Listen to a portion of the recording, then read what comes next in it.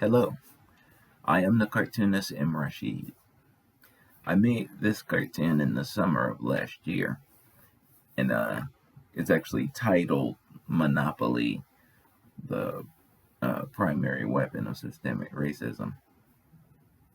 And I'm using it uh, to point out how Black American businesses are the most hardest hit whenever those big mergers happen and things like that. And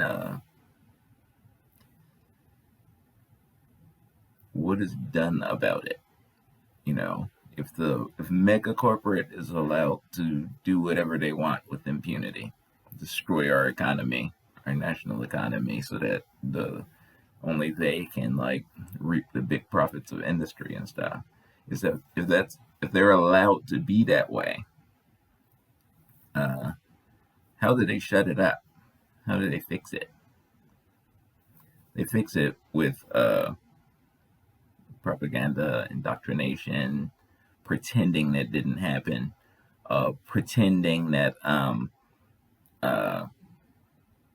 allowing mega corporate to be that way, allowing them to do whatever they want, too big to fail, and all that stuff is somehow good for us. That's how they fix it, by just letting the bad guys win. That's how they do it. So this particular cartoon references, how Howard Stern and Opie and Andy and the high profile shock jocks over the years, those kind of guys. You notice that a lot of their complaints and stuff about political correctness, they can't say the stuff that they used to say and all that stuff. But when you track the monopolization of the media industries, when those companies like Comcast and the other big media companies are allowed to merge and smash the industry like that, all these the competition that the people like that we're used to dealing with are now gone. And the most successful of those media figures, like Howard Stern and them, are allowed to carry on inside of the monopoly. But because they monopolize the industry, because these particular huge companies are continuing while they've smashed all their competition, this is a blatant violation of not only antitrust, but the Civil Rights Act of 1866. So it's illegal for them to do that stuff. They do it anyway because of their partnership with unscrupulous government officials. That's how monopoly functions, Because if the market was still being protected, if the market was the way it was, then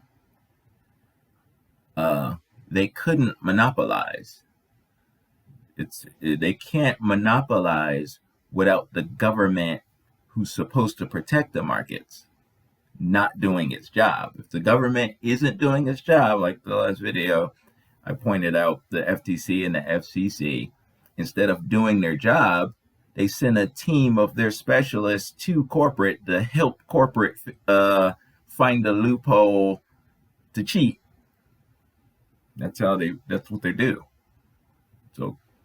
So when you see the big corporate lawsuits and all that stuff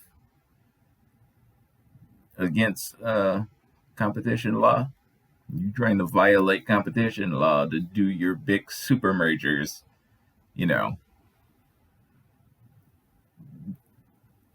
fact that they get away with that stuff anyway, they just figure out how to let them do it a different way. You're not supposed to be doing it at all. Protection of the markets helps the people. That's a people function. anybody can enter the markets and do well and make their money and be okay. That's what it's supposed to be. It's not that way because immorality and lack of ethics. The ethics are on the books. The morality is on the books, but you're not doing it because you're greedy. That's the nature of how monopoly forms. It's against the law. It's against antitrust law for you to do this. You do it anyway because you paid off somebody who's supposed to be protecting the people from you. That's monopoly. So, an example of how the markets function and protect us from that naturally is Dell Computers toppling IBM. Like your natural competition, people like these computers better than your computer, so people bought that and it toppled you. Netflix, which is Blockbuster. The people like this product better, so you're toppled. Get out of the way. That's how the markets function. Now, if Blockbuster had partnered with the government and put these laws and fake policies in place on behalf of Blockbuster, and now Netflix can't compete with the megalithic too big to fail Blockbuster, that's how monopoly works. Blockbuster partnered with the government, cheated, and now we have to deal with Blockbuster's pop copy like attitude. We're forced to deal with them because the markets are now monopolized, and now the little engine that can't compete now. You gotta get out of that way. The government does its job, they wouldn't interfere. So those examples of Dell versus IBM and Netflix versus Blockbuster are perfect examples of the capitalism actually functioning, in this narrow way, but mega corporate see stuff like that and they make moves to keep that from happening. The vision of bigness and how it wants to monopolize and wants to be on top and fears losing what they have. They fear the Netflix, they fear Dale, and they don't want that to happen to them. So taking a senator or a congressman or the president to dinner and schmoozing them and promising them this and that, if you do this and that, So that's how monopoly functions. It can't work without the bad guys cheating and partnering with government to help them cheat. The government is supposed to protect us from that. So in the cartoon, I'm talking about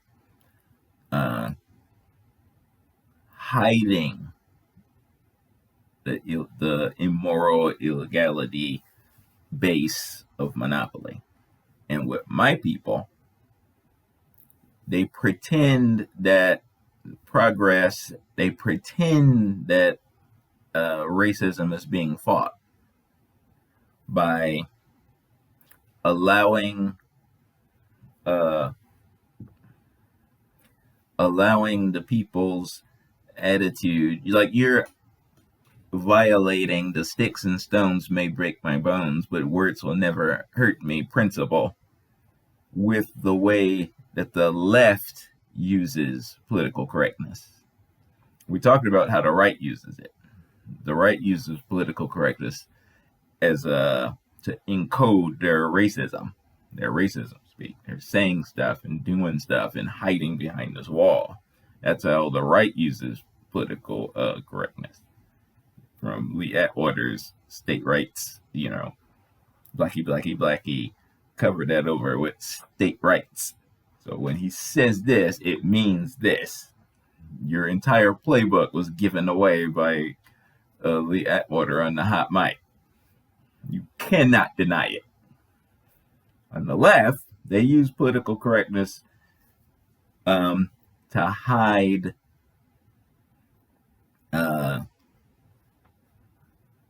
to pretend that they're still protecting black people from racism. You allowed racism to happen by letting that merger happen, and it destroyed my media company. It destroyed my black businesses.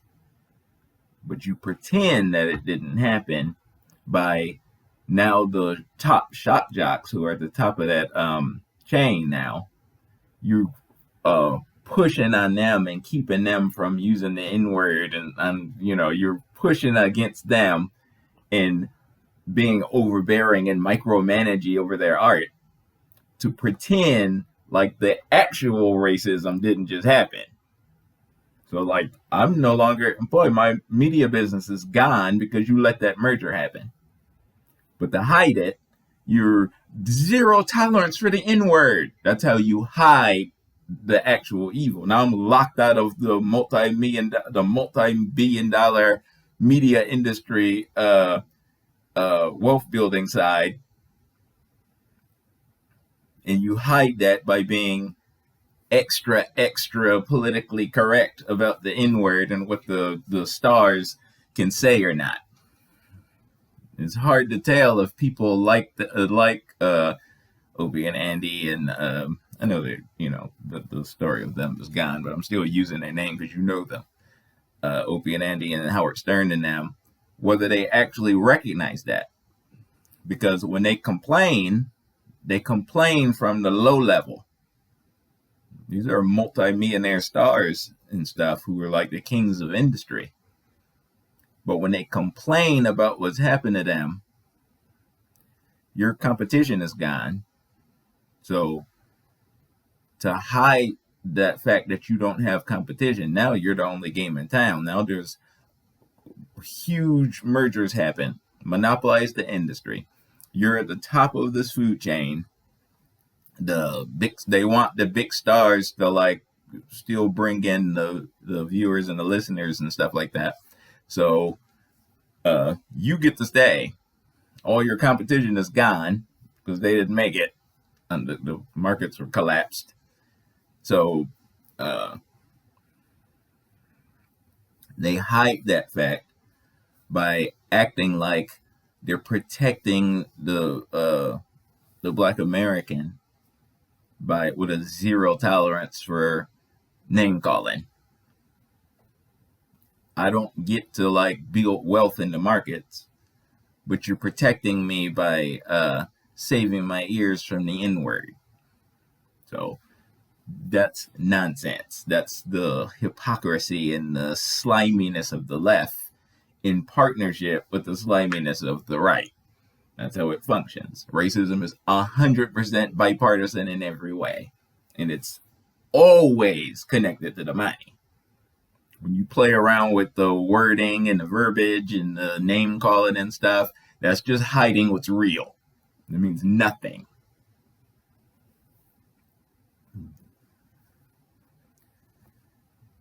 Peace.